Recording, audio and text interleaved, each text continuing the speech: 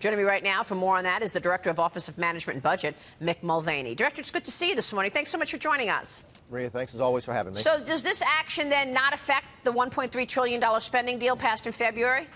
It doesn't. Actually, what we did is try to work with Republicans in the House and with the Senate to go in and say, all right, where's money that we've appropriated prior to that Omni that hasn't been spent yet? Where are pools of money hiding that we've spent in previous years that we go and sort of claw back? Your money that's sort of sitting in slush funds at various agencies, and that's where we found this $15 billion.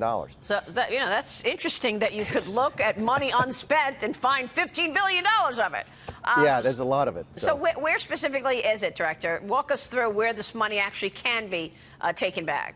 Yeah, as you mentioned, some of it is in those health insurance programs. Again, that's money that is either not authorized or not expected to be spent, so we can take that money back without impacting the programs. Then there's other funds of money that actually go all the way back to the stimulus. The way it worked back then, in fact, it still works this way a little bit, but was certainly a lot more under the previous administration, was they simply threw a bunch of money at various agencies and it said, here, you can have this money for as long as you want it or need it. There have been loan programs in there since 2011 that have not been active. There's stimulus programs that still have money in them. So we're going to find that taxpayer money and claw it back and put it back in the treasury. All right, so then there really is no plan then to rescind that $1.3 trillion spending bill that obviously even the conservatives, the Republicans, were up in arms over. There's no way to change that at this point.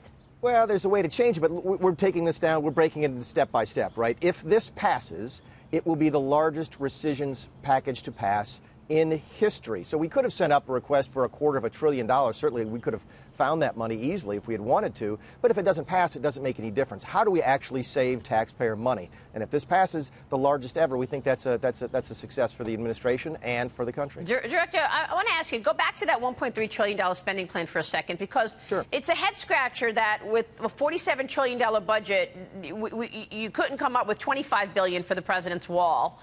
I recognize that there's some money allocated to issues around the wall, but how is that possible that there was not the $25 billion for the wall in there in such an enormous budget?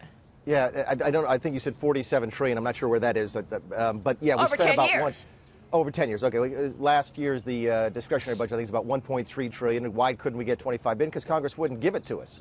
We've asked for between 20 and 25 for all of the wall construction, and Congress simply refused to do that. We begged them literally to try and work with us on coming up with a fix for DACA and for immigration that would allow us then to package that with spending for the wall, and they simply refused to do it. I continue to believe the Democrats do not want an immigration fix before the election because they want it as an issue. We want to fix things.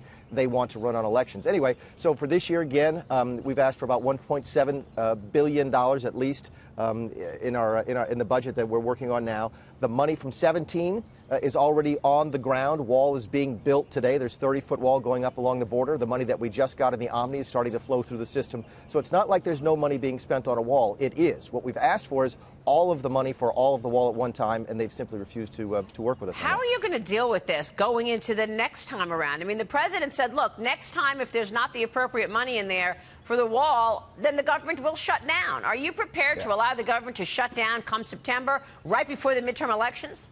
We're already starting to work on it now. One of the things Congress said was, why didn't you let us know earlier? And we're like, well, we tried to let you know early, but that's fine. So we're starting now and actually already sent some information yesterday to the various appropriations committees on what our priorities were for next year's budget. The president is not going to sign another omnibus spending bill like last year. We are encouraging Congress to follow the actual appropriations spending process that they are supposed to do so that we don't have to fall back on these terrible omnibus spending bills this time next year. Right. So, I mean, that's what people are saying could have happened this time around. Why not just let the government shut down? I know you needed the money for the military, and that was the priority, right? Yeah, and I don't want to rehash the whole Omni, but I mean, yeah, it was an extortion payment, right? We needed to defend the nation, and that's what the Democrats insisted on, was all of this non-defense spending and no money for the wall. The president's first priority is defending the nation. We needed the money for military. We hope to revisit the issue again as we go through next year's appropriation process. And of course, Attorney General Jeff Sessions said that the Justice Department and Homeland Security will prosecute anybody illegally crossing that southwest border, separate children from parents, even as President Trump threatened that shutdown over the funding for a wall. Here's what he had to say this past weekend. I want to get your reaction. Listen to this. We may have to close up our country to get this straight, because we either have a country or we don't. And you can't allow people to pour into our country the way they're doing. If you don't have borders, you don't have a country. So we're going to have You said you've started working on this already, Director Mulvaney. How? Yeah. Well, go back to what I said just a second ago, which is his first priority is to defend the country. Now that we have the agreement on the actual defense spending as part of last year's agreement, we can focus on defending that border, and that's a priority for us. We will continue to work with the appropriators in Congress to say, look, you have to get us this dough. We're happy to do it as part of a larger immigration deal, but we need this money to defend the border. We need this money to protect the border. And to the extent they were using an excuse that we didn't work with them early enough last year, we're fixing that this year. They say they didn't work with you early enough, but, you know, they've been slow-walking things, and come September, no matter when you started working on this, I suspect they're going to be pushing back on many of the priorities of this president. I mean, we know that. Yeah. Well, keep in mind, when I say they, the real difficulty here are the Democrats in the Senate. The House did a fine job. The House passed all of its appropriations bills last year, as it should have, and provided for a nice chunk of money for border protection. It was the Senate, with that crazy 60-vote rule, that is sort of the end of all good legislation. That's where the obstruction begins and ends, is the Democrats in the Senate. Come back to why we're doing what we're doing on the rescissions.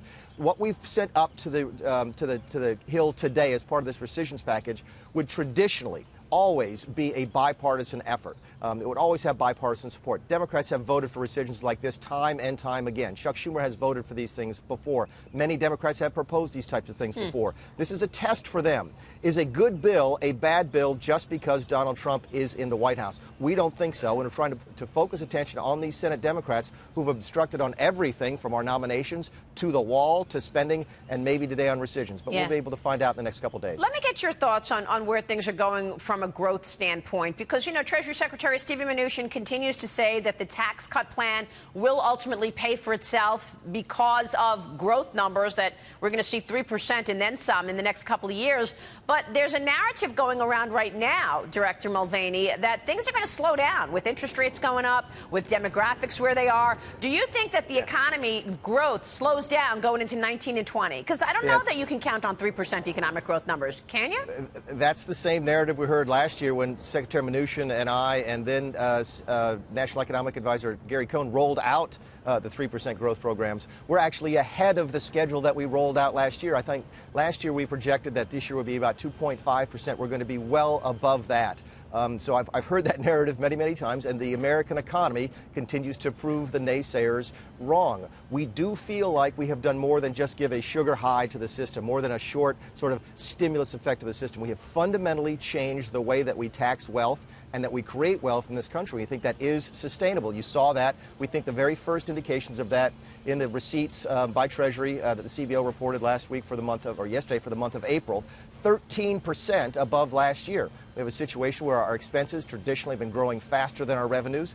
Getting that revenue boost last month is a first good sign that things are already getting better. Well, you're right. There has been a great impact from the tax plan, no doubt about it. Mick Mulvaney, good to see you, sir. Thanks.